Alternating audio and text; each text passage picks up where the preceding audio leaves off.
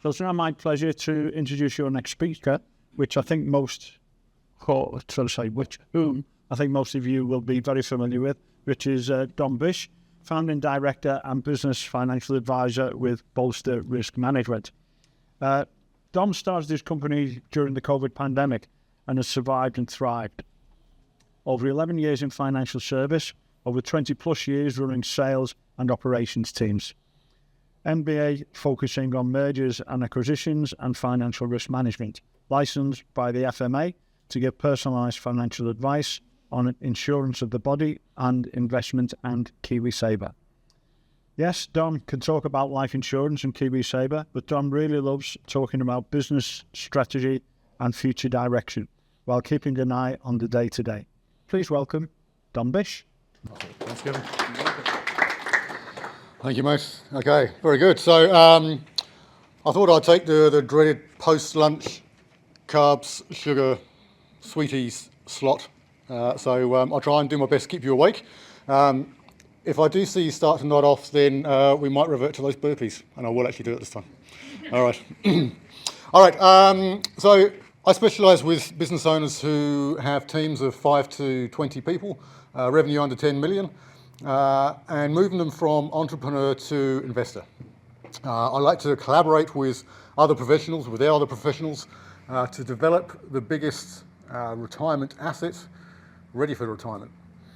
This is how you build wealth for your future today. We sort the wealth building at one end while putting the spotlight on your business value at the other. And all the while, we look at your financial risks on the way through. So, build wealth, maximise your business value, and manage your financial risks. You're going to hear that theme time and time again. So the idea is that as a business owner, you get to exit your business when you want, how you want, for the price that you want. Okay. So I'll tell you what I'm going to tell you. Yes, I'm a financial advisor, and let's be honest, as Simon alluded to earlier, most people don't like talking about insurance. I talk about life, death, disability, all that fun stuff, and most people don't want to hear me. So I've created a platform, a story, to have that story without necessarily talking about all that dark and dingy stuff that we try and avoid. So that is the platform called Your Business is Your Asset. I'll also go through some common pains and challenges that business owners have. And obviously I have a solution to that. That's why I'm here, which I think fits nicely into the role of small business in New Zealand. So 3 key themes. Secure your future today. There are 3 ways to maximise your investment return of your business: protect against risk, find value, and build wealth. And actually, I start at the other end, figure out what do you want in retirement, and then work it backwards. But I'll get to that in a little while. To be frank, just like the other speakers, I can't give you all the information in 10 minutes. The whole point of these speakers is to give you snippets of information, I guess to dangle the carrot or spark an interest for you, that if you want to continue that conversation, then you come and see us individually. Okay. My focus today is to try and add as much value as I can in time that I have. Essentially, my mission is to work with people like you to show them how their business can become the biggest investment asset. A little bit about me. So, in 2001, I read a book by Robert Kiyosaki, Cash Flow Quadrant. Has anyone read that, Cash Flow Quadrant? Yeah. Basic premise of that is that you've got the 4 quadrants: employee, self-employed, business owner, and investor. And what Kiyosaki is saying is that if you want financial freedom or towards financial independence, you really want to be moving yourself into that business owner and investor type of situation. Now that really changed the way that I was thinking about a lot of things. So, I've also got 11 years in financial services, as has been said, and I need to just make a distinction on the FMA and what Simon does in terms of insurance and financial advisor and myself. I'm not going to get too bogged down in all the nitty-gritty of it. From the FMA's point of view, broadly, there's 2 types of insurance. It's more complicated than that, but broadly there's 2 types. There's the stuff around property, which is essentially Simon, and then the stuff around the body. So if you're going to die, have a heart attack, get hit by a bus, or any of that, like I said, fun stuff, I'm your person. If your house is going to burn down or your commercial van's going to hit a wall, Simon's your guy. Okay. That's that. Now, the key thing is that we need to be licensed to give that advice, which means you've got to do certain things. I've also done an MBA majoring in financial risk management. Talking about options and futures gets a little bit nauseating for some people, but I've done it. Mergers and acquisitions was an interesting one for me because I looked at best practice internationally. Then I talked with a whole lot of people in New Zealand who were doing M&A transactions, and I created a model on how to do that and actually maximize the transaction value. And that's given me really good in-depth insight into how small businesses or businesses in New Zealand run. Okay, so that's a little bit about me. Let's move on. Common challenges, problems, issues that business owners will face. And we've heard some of those today already. So I'm just going to take a slightly different spin on it. Many small business owners don't appreciate the financial cost that a risk event will have on the value of their business. So when I'm talking about business, I just realised I didn't set my own time. That's a bit cheeky. The time starts now. Oh, Dom, would I? Okay, moving along. Cut back. Okay, so I come at this whole thing from the value of your business, whether that's today or in 10 years' time when you want to retire. All right. So if you have a business and it's a job for you and you're comfortable with that, that's fine. That's perfectly okay. I'm looking at things from a business, going back to Kiyosaki, a business is an investment that you're building up for retirement to use as part of your retirement lifestyle. So with that being said, if you have a risk event happen to your business, it might be your building burning down, it might be a heap of other things. If it impacts your net profit, and the kind of businesses we're talking about here, the value of your business is mostly built on your net profit of your business. If your net profit is going down or impacted by a risk event, then the value of your business has gone down as well. So we need to manage for that. Many firms focused on the day-to-day. In fact, I was having a conversation with someone just before. So focused on the day-to-day that it's hard to think about what that future is going to be. And we all do it, certainly when times are a bit tougher, we're spinning the wheels, trying to get things moving bigger, better, faster, more. And we can forget what we're doing and why we're doing it and what that end piece is all about. I'm a big fan of Stephen Covey, Habit 2, start with the end in mind. Figure out what you're trying to achieve first and then work back from that. And the third thing is actually I've been a bit cheeky because there's 3 or 4 things that many business owners don't actually do. And we've heard them today. Who can think of the first one? There's no strategy, no business plan. Second one, there's no KPIs. There's no, what do we hear? We had, if it's not measured, it doesn't get done, I think was your thing. Third one is not having any informal governance team. As small business owners, it's rare that you're going to have a full board of directors with 20 people on it. It's unlikely. Possible, but unlikely. So we run around with our own hats, talking to ourselves in the mirror, and that's our advice team. Not generally good enough. We need some form of informal governance, informal advice structure to help us bounce some ideas around. Now that might be your accountant, it might be a lawyer, might be something a bit more structured, but it helps. And if we do that, we've then got something to talk about if we're measuring our KPIs, and we've got a business plan. It then makes that conversation all really worthwhile. And the fourth thing, of course, is not having a risk management plan. I'm the risk guy, right? So I think about business risk. I think what happens if your shareholder gets hit by a bus. I think about your key salesperson who might be bringing in 30% of your revenue. They have a heart attack for whatever reason, they can't get back to work for 18 months. Okay, so your revenues has gone down by 30%. How does that impact your net profit? What are you doing about that? Okay, that's a risk. That's a financial risk, and it's impacted your business value. Shareholders, Steve talked about shareholders earlier. You might have the fantastic shareholder agreement in place because Steve wrote it. It's awesome. One of the business owners has a heart attack, hit by a bus, whatever, choose the catastrophe, it happens. Okay, now the surviving business owner has to pay the deceased's estate to buy out the shares because it says so in the shareholder agreement. How do you fund that? Do you mortgage your home?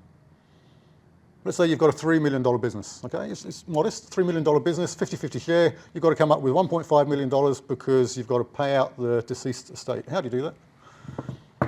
Do you have 1.5 million in a shareholder current account? Unlikely. Financial risk is going to impact the valuation of your business. Okay, so we need to look at that type of thing.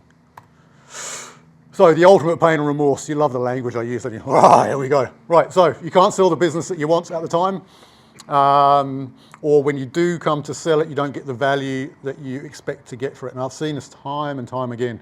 I won't go into all the details, I'm out of time, but I've seen plenty of business owners assume their business is valued up here because that's what they thought 10 years ago.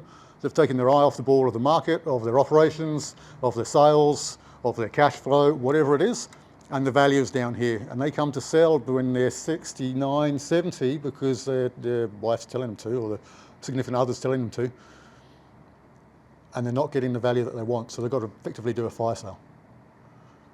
It's not the right way to do it. Okay, or you just feel trapped. And that lovely feeling you had about being a business owner has gone, and Galen alluded to this earlier. That feeling of passion and excitement and enthusiasm about your business has gone. What you've got is a ball and chain around your ankle, and it's a job that you hate. So let's avoid all that. The ultimate prize, here we go. I've been in sales for a while, sorry guys. Okay, the ultimate prize is the entrepreneur becomes the investor. Doesn't mean it's not an either or, you can be an entrepreneur and an investor. But the idea is that you sell your business for the value that you want, at the time you want, in the manner that you want. And maybe, actually, you don't want to sell it outright. Maybe you want to bring in a management team to give your family dividends every year. And you can go off and do what you want to do, but you've got a management team running your company. You're building a legacy. There's different ways of doing this. But again, you need to have the plan and think about what you're doing and why. So, I start at the other end, build wealth. So we look at, if your business is going to be part of your retirement asset, how much do you need your business to be? What value do you need it to be to give you the lifestyle that you need? Now, you might have ideas on inheritance. So it's not just the cash flow that you need in retirement. Perhaps you're trying to fund the kids or the grandkids, or you've got that one, that you're trying to meet those needs as well. But again, let's start with that value. Then we look at the current value of your business. What's the gap? Oh, and by the way, we need to make sure we're managing the risks on the way through. There is a process, always there's a good process. So we assess what's going on, have a quick look. Where is your business? Where are your key needs? I collaborate with your accountant and lawyer. Now, I need to say, not just because these two are in the room, but not all accountants or lawyers are created equally. So some specialise in doing good advisory work, right? We've got them here. And others will just fill out your tax return and will help you do a simple will. Those ones are not the ones I'm talking about. Having good professionals on your team that will help you drive your business is important. So I'll work with those in your business with you to help create the structure that you need. Plans, we've been talking about plans quite a bit. I've done my fair share of writing 70-page business plans and sticking them in a drawer and no one's read them. You know, after 2 months of writing the damn thing, and it's like, oh, really? I'm not a fan of those. There is a use for them, but they're not all that practical. I like a business plan where I can use it to communicate to my team, to my advisors, to other people as quickly and as efficiently as possible. So I'll take that 70 pages worth of information and go, you know what, I don't need all the fluff and the words. Let's put that onto one page. One-page business plan, shock horror. Yes, I like that. One-page business plan, nice and easy. And that means if we're then going to execute the plan, and the fifth one on here is to review that. So if we're reviewing what you're doing as part of your informal governance every quarter, every half a year, whatever, we only have to do that on 1 or 2 pages instead of trying to go through 70 pages. Much more easy. That's a really bad use of English, much more easy. Anyway, moving on.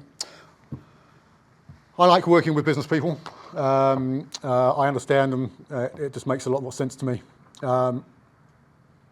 Think about what I said earlier about shifting the dial just 1% on your business. Now you might think 1%, it's not 1%, it's not a lot. Okay, but if you do the same again next year, and the same the year after, and the same the year after, suddenly you're compounding what you're doing. Your growth is starting to take off. And over 10 years, how much growth could you actually get in a good, sustainable manner. The opportunity here is for small business owners to see that their business is a viable investment asset for their retirement. Now, if you're young and you're, I don't know, pre-30s and you're thinking retirement is way too much in the future and you want to flick your business off in 10 years, great.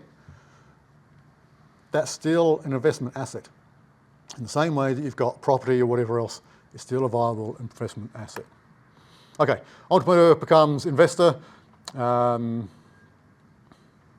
laboured on that. Next steps, I'm out of time.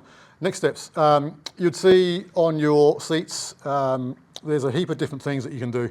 I've got a sheet there with some different QR codes that will take you through to a special report if you want to know more about this, the platform, your business is your asset. There's one of the QR codes will take you to two very simple tools. I won't ask for a show of hands who doesn't have a business plan, but what you can do in your own time is download the tools. There's like a 10-minute video that goes with it. Simple thing, fill in PDF on the one on the far right. Where do you want to be? Where are you now? What are the gaps? Lo and behold, that's the bones of your business plan. You can do that in 5 minutes. Risk, if you haven't got a risk management plan, okay. Simple risk matrix. What are the risks? It's your business, you're probably going to know. Cyber, place burning down, key person out of action. Put them on there, list out your top 3, and then create a simple plan. You can knock that off in 5 or 10 minutes. So in under 20 minutes, you can have the bones of a business plan and bones of your own risk management plan. And if all that's getting a bit too complicated and hard, you can do a health check, business health check.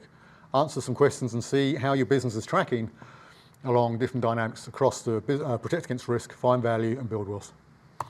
And if all that's a bit too hard, just come along to the webinar next month. 40 minutes, I'll go through some of the stuff in more detail. It will be a bit more interactive. Not that I'm stopping you from talking, but in the webinar you'll be able to jump up and talk about some other things.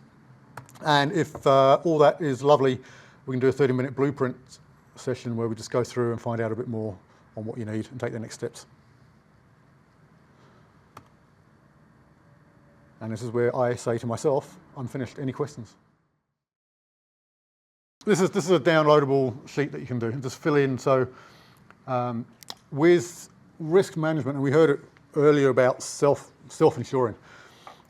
Think about risks that are likely to happen, or we break them down in terms of how likely is something to happen and how painful is it going to be to you, essentially. How severe is it going to be? And so that's what this matrix is looking at. If you've got stuff in here, you need to look at it because it's really likely to happen and it's probably going to be very painful. Versus down here, you can probably self-insure. It's not likely to happen. It's not going to be that severe. Okay, so you just drop in things that you think might affect your business or derail you. Your suppliers might go bankrupt. Okay, well, how much of an impact is that to your business? And you figure out where that goes. You know your own business. Your warehouse burns down. What does that mean to you? Okay, is that really relevant? And then you go through and look at your top 3 risks and say, have I actually managed those at the moment? And if I haven't managed them, what am I going to do about it? And so the next couple of bits is, what is the main risk? What's the impact to me? And what am I going to do about it? I'm really keen on just trying to keep this stuff as simple as possible. We can overcook so much of this stuff. We don't have to. We're small businesses. We don't need a 70 volume thing on, that might work for a multinational. We're not that. So what's relevant for us? Is to use simple tools to help at least point us in the right direction. Most business owners don't think about the risk or the impact of the risk events on their value of their business. This is just a very simple way of doing it. And look, if it trips you up, that's fine. Just get on the phone and I'll talk you through it. That's very similar to a SWOT analysis. Yeah, absolutely. Same idea. Yeah. That's very effective. Yeah. And look, it's so that middle part, the find value, one of the tools I use is a SWOT. Internal conditions, external conditions, it's very easy. Just gives people a bit of clarity on where the opportunities are, where the threats are, and all the rest of it. Yeah. Okay, so if we make some assumptions, so you're putting in place a watertight shareholder agreement for them? Maybe. and not just using the Auckland Law Society download. The simple question is, if this turns bad, how do we fund it? I was with some clients in Christchurch last week, and they said the value of our business is quite high, we don't want to pay that in insurance. I said, okay, so maybe you can raise half the funds yourselves, and you only need to insure for half the amount. And that's a different idea, isn't it? It's just a conversation sometimes. So, yeah. Look, I'm pretty big on not over-insuring people and insuring. We'll talk about insurance. Any of the advice really, giving the advice that's relevant for the age and stage of the business and the people. Again, we're not. Most people in here, I'm going to make an assumption. Most people here are not big multinationals with 5,000 people in their organisation. So we don't need a lot of this stuff. Some of it is useful and piecemeal and gives us context, but actually we can just keep it nice and simple. And all we have to do is shift the dial 1 or 2%, and it's crazy what that can do. Crazy.